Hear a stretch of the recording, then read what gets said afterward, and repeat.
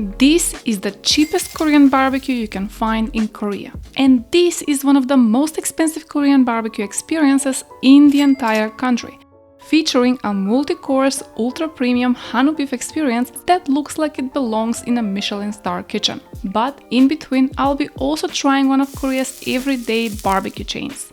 Something right in the middle. Find out, does a higher price actually mean better Korean barbecue? Starting right here at the cheapest Korean barbecue I could find in Korea. It's called... Actually, I have no idea how to read this. This place serves a full barbecue portion for only 6,300 won per person, which is about $4 US. And the place is open 24 hours, which means you can get your Korean barbecue even at 3 AM in the morning. It even has a 4.1 rating on Google, with reviews praising the good food, big portion sizes, friendly staff, and surprisingly good meat quality. For this price, here is everything you actually get: pork belly, spring onions, lettuce wraps, Korean peppers, 2 types of sauces, kimchi, sprouts, and an enormous amount of garlic. Alright, time to start cooking the meat. This is a simple pork belly, and honestly, it even looks like it was frozen. Okay, this actually tastes really good. For this price, surprisingly decent. And with the sauce, it becomes a pretty delicious bite. And they just helped me out a little bit because I looked too much of a tourist. I think they think I'm very lost, or I look very lost.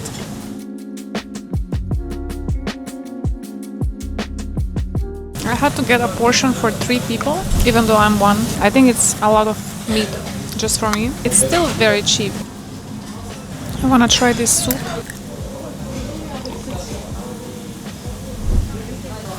Okay, that is spicy. Very spicy. Or spicy for the amount of spice I can tolerate, which is not a lot. I think this is tofu. Oh yeah, I can see the chili peppers, some veggies. Oh, that is very spicy. Okay, I should have left the chopsticks on this hot plate.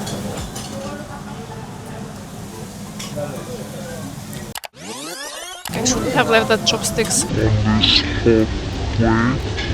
And honestly, the reviews were right. The food is good, the portion sizes are big, the stuff is really friendly, and the meat quality is surprisingly great for the price. This was good, but is it good enough to beat the others? For trying medium-priced Korean barbecue, I went to a well-known barbecue chain where most people in Korea actually eat on a normal day. The menu has quite a lot of options. They even show a chart that compares each cut from lean to fatty and from chewy to tender. I chose the premium Korean beef tenderloin, the leanest and the most tender option on their chart. For the price, you get 140 grams of tenderloin, half of an oyster mushroom, and a full set of classic Korean side dishes. One of the staff members placed the first piece of tenderloin on the grill for me, along with half of an oyster mushroom, and they grilled it to a perfect medium rare.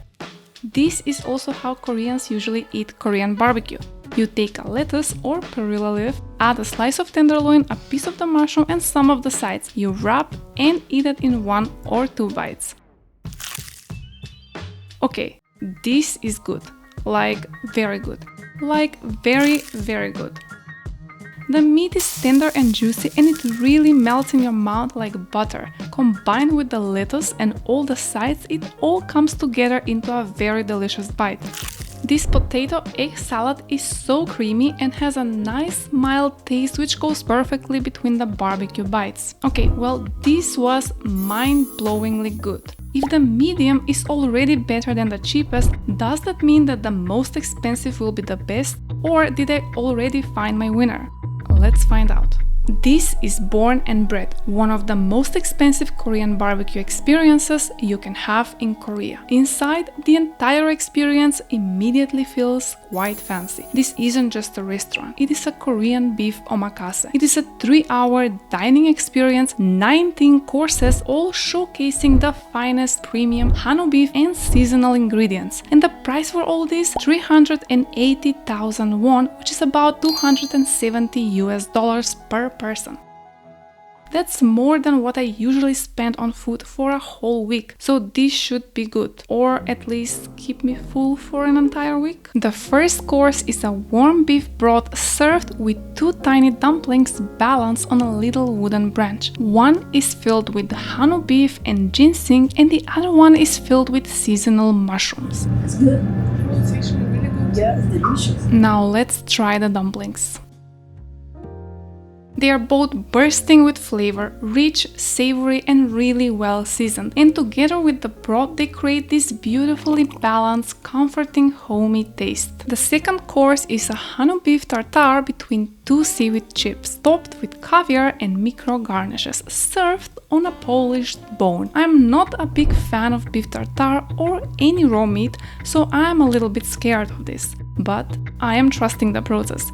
It actually tastes much better than I expected. The meat is so well seasoned and fresh that you barely notice any rawness. For the next course, the chef introduced a local fix paired with dried aged Hanu beef. It is plated very simply, a piece of fig with a delicate sheet of aged beef on top. And it is so good. I actually forgot to film myself eating this one because I got so excited for it. They have already started preparing the next course. A piece of tenderloin, seared, sliced and topped with fresh truffle. This may be the most truffle I have ever seen in my entire life.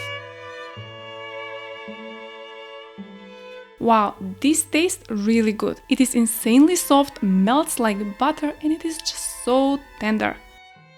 The next course is a piece of Hanu strip loin cooked to a perfect medium rare and topped with tangy mustard seeds. Wow, that is good. It is incredibly juicy with a deeper, beefier flavor than the tenderloin, and the pickled mustard seeds add this sharp, tangy pop on top, super tender and really rich. You know you're in a fancy restaurant when they serve you something that looks like this and tell you it is to cleanse your palate. This is chilled scallops served on ice filled with seaweed and citrusy mix to reset your palate. Do I like it? I am not entirely sure. It definitely cleanses something. The next dish is 2 different cuts, skirt and tenderloin chain. The chef showed them first raw and now I've got 1 cooked piece of each on the plate. The skirt is juicy with a deeper, beefier flavor and a nice chew to it. And the tenderloin is softer, cleaner tasting and much more buttery. The following course is a marinated top plate. They first showed it to us raw, then grilled it and served 1 piece on the plate. It is tender, super juicy and the marinade gives it a deep savory flavor that hits right away. Next, they brought out a whole mango and told us it is from the Jeju island. I didn't even know mangoes grew there. Then they served a chilled slice over ice as a palate cleanser. This is definitely one of the sweetest mangoes that I have ever tried. At this point I realized that I'm only halfway through the courses, but I'm already full. The next course is neck chain and outside skirt. They showed us the raw cuts first, then grilled them and served 1 piece of each on the plate. They also gave us a piece of wild lettuce to try with the meat. The neck chain is richer with a deeper beef flavor, and the outside skirt is juicier with a nice chew. This dish is a rolled piece of Hanu short plate served with the juice from this Korean citrus fruit and topped with shaved truffle. It is rich and tender and the citrus sauce cuts through the fat perfectly. It makes the whole bite feel lighter and really fragrant. As soon as I finished that dish, another piece of meat arrived, marinated short rib.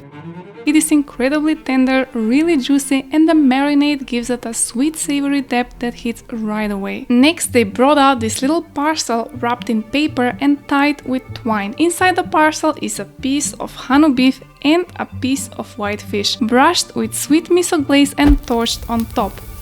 And when it hits the plate, you really get what it is, a perfect little surf and turf bite. It is crazy soft, the fish melts first, then the beef comes through, sweet, smoky, buttery, honestly one of the most surprising bites of the night. I'm honestly starting to lose track of the course numbers at this point, but here comes another slice of beef. It looks super glossy, buttery and served simply with a bit of fresh wasabi and these little greens on the side. And it tastes exactly how it looks, rich, buttery and unbelievably soft. Next they serve this light aromatic beef broth with mushrooms, veggies and a bit of chili. It is warm, earthy and really comforting. While we were sipping the soup, the chef was already preparing the next dish. And the next dish is finally ready. They placed this whole tray in front of me, a full Korean set meal. It comes with steamed rice, a Korean beef topping, fresh lettuce wraps, a milky beef bone soup, pickled radish, a few sauces and this little minced beef mixture you eat with the greens. The chef explained that you're supposed to make a little taco with the lettuce and the minced beef.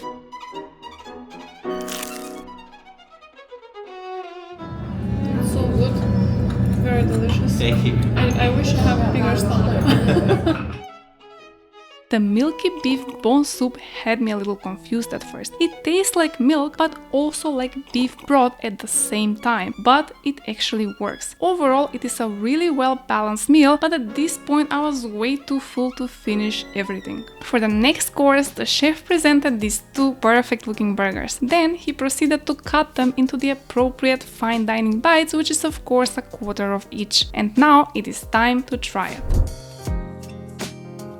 This is honestly the best burger I have ever tasted in my entire life. It is juicy, rich, perfectly seasoned. This might actually be one of the best bites I have ever eaten, and I really wish there was more of it. And for the final savory dish of the night, they brought out this Vietnamese-inspired Korean beef noodle soup. Basically a mini pho but elevated with a Korean twist. The broth is clean and fragrant. It has that light, bright pho flavor but with a deeper, richer warmth of a Korean beef stock. It is citrusy, comforting and honestly the perfect break after all the rich beef dishes.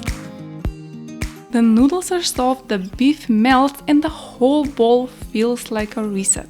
And finally, they served us the dessert. It is an herbal citrus sorbet served over ice and it looks so pretty.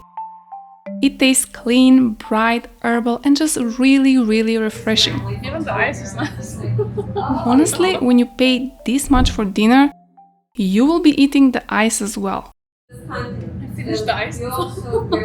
And lastly, they served me the bill, which got me a little bit dizzy. So now that I have tried the cheapest, the mid-range and the most expensive Korean barbecue, the big question is, does a higher price mean a better Korean barbecue? The cheapest one is perfect if you want something casual, especially late at night. The most expensive one offers an incredible experience. Amazing beef. However, it is definitely a splurge. But the real winner for me, the one that hits the perfect balance between quality, portion size and price, is the mid-range Korean barbecue. So no, paying more does not necessarily mean better Korean barbecue. At the end, it all comes down on the experience that you want.